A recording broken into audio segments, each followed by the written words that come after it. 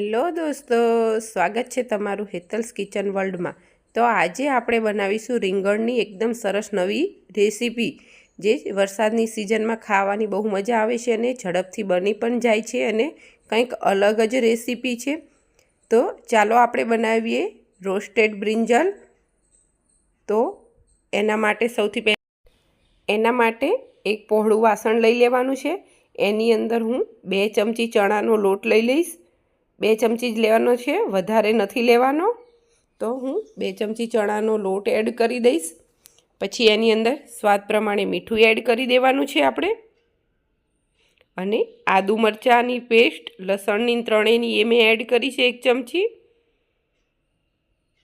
એના પછી આપણે જે મરી પાવડર આવે છે એ મરીને મેં અધકચરા ખાંડીને લીધા છે, એકદમ ભૂક્કો નથી લીધો। હવે આપણે એની અંદર ધાણા જીરું એડ કરીશું। 1 ચમચી ધાણા જીરું છે અને એની અંદર 1 ચમચી કાશ્મીરી મરચું પાવડર એડ કરીશું, કારણ કે તીખું મરચું એડ નથી કર્યું મેં, કારણ કે આપણે લીલા મરચાં લીધા છે। તો હવે હું 1 ચમચી આમચૂર પાવડર એડ કરી દઈશ અને 1 ચમચી આપણે આની અંદર ચાટ મસાલો એડ કરી દેવાનો છે। અને થોડી કસૂરી મેથી આવે એ આ રીતે હાથમાં લઈ અને આ રીતે મસળીને એડ કરી દેવાની છે અને એમાં જે રેસા હોય એ આ રીતે કાઢી લેવાના છે। હવે આપણે આની અંદર તેલ એડ કરવાનું છે, 2 ચમચી જેટલું તેલ એડ કરીશું અને આને સરખી રીતે આપણે મિક્સ કરી દેવાનું છે બધા। તો આપ જોઈ શકો છો કે મેં સરખી રીતે મિક્સ કરી દીધું છે। પછી આપણે આની અંદર 2 મોટી ચમચી દહીં એડ કરીશું અને એને ફરીથી આપણે સરખું મિક્સ કરી લેવાનું છે, કારણ કે આની અંદર ચણાનો લોટ છે એટલે લમ્સ ન રહે એ રીતે આપણે મિક્સ કરી દેવાનું છે। તો આપણું બેટર બનીને તૈયાર થઈ ગયું છે। તો હવે હું તમે જોઈ શકો છો કે જે અત્યારે બજારમાં આ રીતના રીંગણ મળે છે એ રીતના રીંગણ લઈ આવવાના છે અને એને મેં ધોઈ લીધા છે। 250 ગ્રામ રીંગણ છે, તો એને આ રીતે ઉપરથી કાપી લેવાનું છે અને એને આ રીતે વચમાંથી કટ કરી લઈશું અને અંદરથી રીંગણ સડેલા નથી એ જોઈ લેવાનું છે। આ રીતે જે લાંબા આવે છે એ જ રીંગણ લેવાના છે અને એક રીંગણમાંથી આપણે 4 સ્લાઈસ આ રીતની તૈયાર કરી દેવાની છે। તો હું તમને બતાવું કે આ રીતે બધા જ રીંગણની આપણે સ્લાઈસ તૈયાર કરી દઈશું। એક રીંગણની 4 સ્લાઈસ એ રીતે મેં બધા જ રીંગણની સ્લાઈસ કરી લીધી છે અને જે આપણું મેરિનેટ માટેનું બેટર તૈયાર હતું એમાં મેં બધા જ રીંગણને એડ કરી દીધા છે અને આ રીતે હાથની મદદથી સરખી રીતે મિક્સ કરી દેવાનું છે, જેથી કરી રીંગણ ઉપર આપણો બધો જ મસાલો સરખી રીતે ચોંટી જાય। આ રીતે ઊંચું નીચું કરીને બધી સ્લાઈસમાં સરખો મસાલો ચોંટી જાય એ રીતે મિક્સ કરી દઈશું અને પછી આપણે આ મિક્સ કરેલા જે રીંગણ છે એને ઢાંકીને 5-10 મિનિટ માટે રેસ્ટ થવા મૂકી દઈશું। તો આપ જોઈ શકો છો કે આપણા રીંગણ સરસ મિક્સ થઈ ગયા છે। હવે એને 5 મિનિટ માટે રેસ્ટ થવા મૂકી દઈશું અને બીજી બાજુ આપણે એની ચટણી બનાવીને તૈયાર કરી લઈશું। તો ચટણી માટે એક મિક્સર જારમાં મેં લીલા ધાણા ડાખડી સાથે જ લઈ લીધેલા છે। હવે હું આની અંદર એક નાનો ટુકડો આદુનો એડ કરી દઈશ અને 2 લીલા મરચાં એડ કરી દઈશ। જો તમારે વધારે તીખું ખાવું હોય તો તમે વધારે લીલા મરચાં લઈ શકો છો।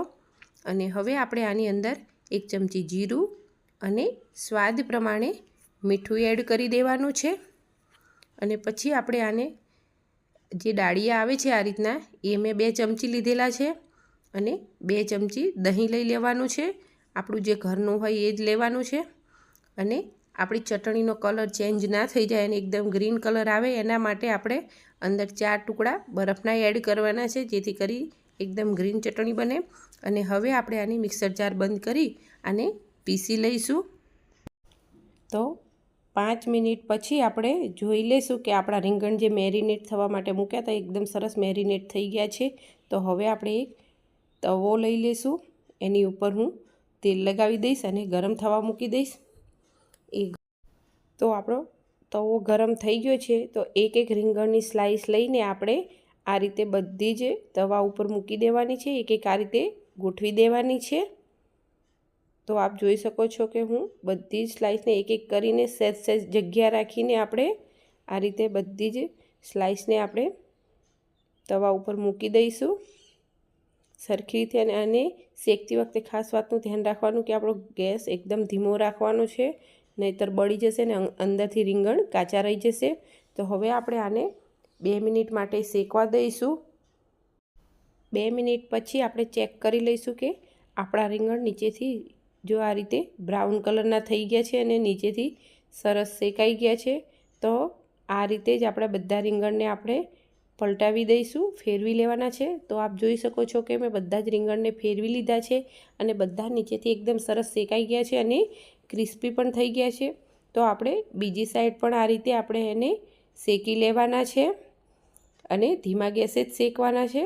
તો 2 મિનિટ પાછું આપણે જોઈ લેશું કે બીજી બાજુ પણ આપણા બધા જ રીંગણ એકદમ સરસ શેકાઈ ગયા છે। તો હવે આપણે આને એક એક કરીને ડીશમાં લઈ લેવાના છે।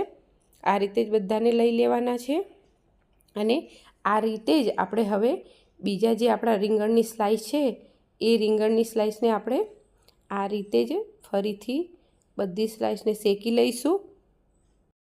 આ રીતે શેકીને તૈયાર કરી લેવાની છે। તો આપ જોઈ શકો છો કે આપણા રોસ્ટેડ બ્રિંજલ બનીને તૈયાર થઈ ગયા છે, જે ખાવામાં એકદમ સરસ ટેસ્ટી લાગે છે અને ઝડપથી પણ બનીને તૈયાર થઈ જાય છે। તો મેં એને ગ્રીન ચટણી અને ટોમેટો કેચઅપ સાથે સર્વ કર્યું છે। જો તમને મારી આ રેસીપી પસંદ આવી તો લાઇક કરજો, શેર કરજો અને સબસ્ક્રાઈબ કરજો અને બાજુમાં આવેલા બેલ આઇકનને ક્લિક કરજો, જેથી કરી મારા આવનારા હર નવા વિડીયોનું નોટિફિકેશન મળતું રહે।